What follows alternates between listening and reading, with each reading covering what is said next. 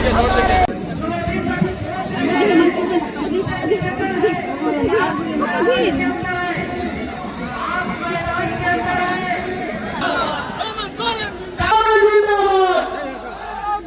लोग की सरकार आई, हम लोगों ने पूरा जमीन गांव वालों को वापस कर दिया।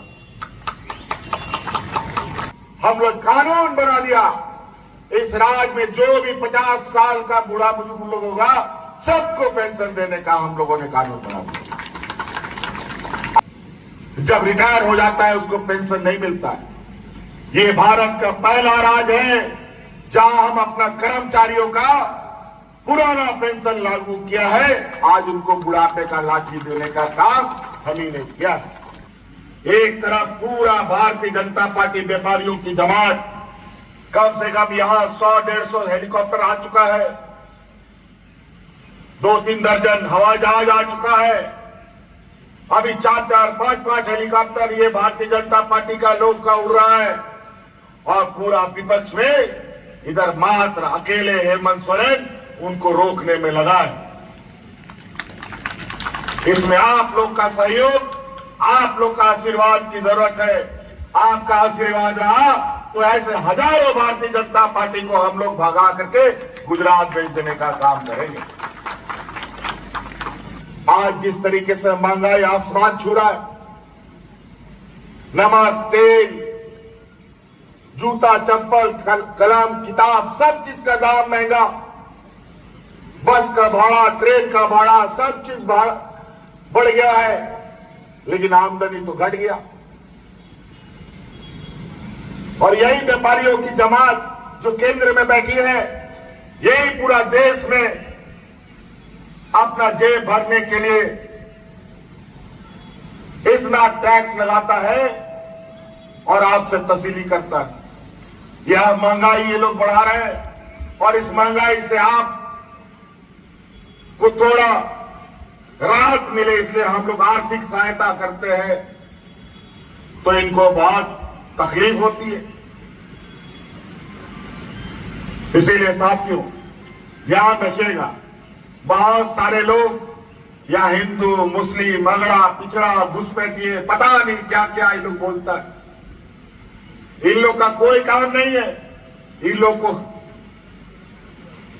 घर घर में लड़वाओ, समाज में जहर बो, एक समाज दूसरा समाज से लड़े,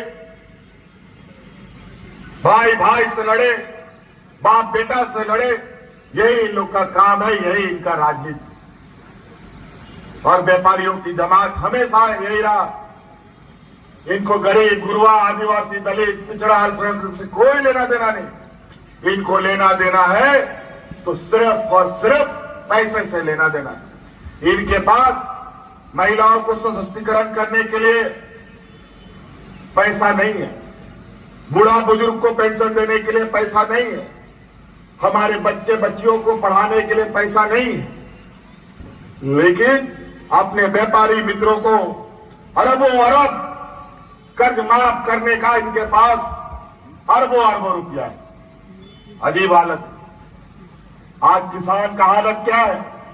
आय दुगुनी करने को लेकर 1 साल 1.5 साल से किसान दिल्ली में आंदोलनरत रहे, हजारों किसानों की जानें चली गई, लेकिन किसान का आय दुगुना नहीं हुआ। और वहीं ये झारखंड जैसा पिछड़ा राज्य अपने किसानों का 2 लाख रुपया तक का ऋण लिया हुआ हम लोगों ने माफ कर दिया है। तो कई ऐसी चीजें हमको जो जो याद आ रहा है हम आपको बता रहे हैं, लेकिन इतना लंबा चौड़ा फहरिस्त है।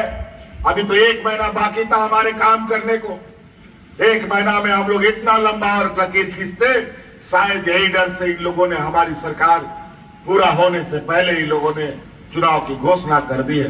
बहुत सारे आप लोगों के भी रिश्ते नाते अलग अलग राज्यों में काम करने जाते थे, कोई नौकरी करने के लिए, कोई मजदूरी करने के लिए। अचानक ये एनडीए की सरकार, ये भारतीय जनता पार्टी की सरकार ने बिना किसी को समय दिए देश में लॉकडाउन लगा दिया।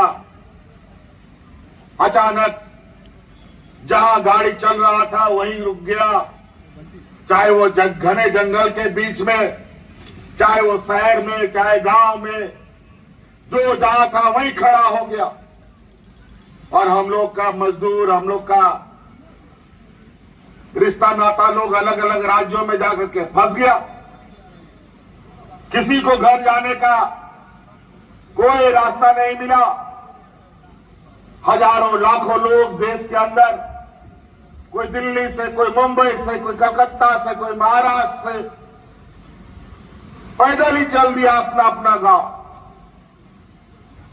महिला, पुरुष, बच्चा सब। कई लोग तो रास्ता में मर गया, कई लोग मालगाड़ी का पटरी के नीचे कुचल के मर गया। ऐसे भयावह दिन में भी इस देश का पहला और आपका बेटा, आपका भाई जो आपके सामने खड़ा है, आपके परिवारजनों को हवाई जहाज से ढो ढो करके आपके घर पहुंचाने का काम करता था। मुंह में मास्क लगा करके घूमना, रहना, किसी से मिलना जुलना नहीं। और ऐसे समय में हम कोरोना ढो ढो करके लाते थे। 2019 के पहले याद कीजिए, डबल इंजन की सरकार थी। केंद्र में भी बीजेपी की सरकार, राज्य में भी बीजेपी की सरकार, एनडीए की सरकार। ये खूंटी, गुमला, सिमडेगा क्षेत्रों में लोग राशन कार्ड ले लेकर के भाग भाग करते हुए मर गया, भूख से मर गया। लेकिन कोरोना जैसा महामारी, जहां हमारे मजदूर तबके के लोग सबसे अधिक हैं, एक दिन बेचारा मजदूरी नहीं करता है तो घर का चूल्हा भी नहीं जलता। ऐसे राज्य में भी हमने एक भी गरीबों को भूख से नहीं मरने दिया, एक भी लोग नहीं मरे। और इसका का पूरा श्रेय जाता है इस राज्य की हमारी महिला दीदियों को, जो कोरोना में भी अपनी जान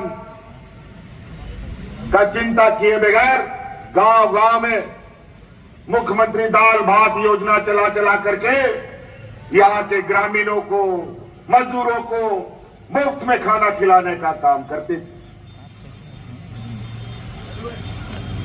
बहुत सारे ऐसे उतार चढ़ाव हम लोगों ने देखे, ना डॉक्टर का पता, ना अस्पताल ढंग का, ना दवाई का उपलब्धता।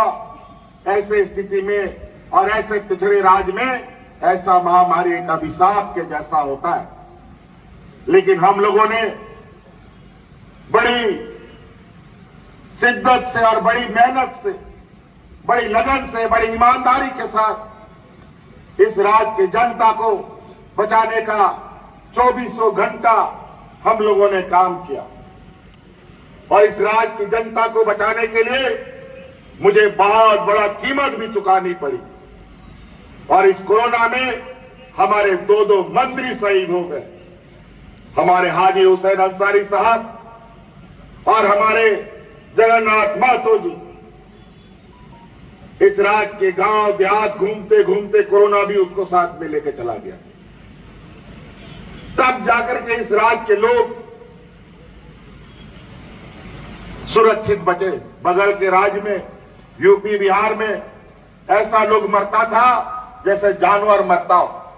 वह मिट्टी खत्म, दफन करने के लिए, लोगों को जलाने के लिए लकड़ी खत्म, ये हालत हो गया था। और यही पिछड़ा राज्य पूरे देश की जान बचाने के लिए पूरा देश के अंदर ऑक्सीजन का जो सप्लाई हुआ है वो झारखंड प्रदेश से ही हमारे राज्य से हुआ है।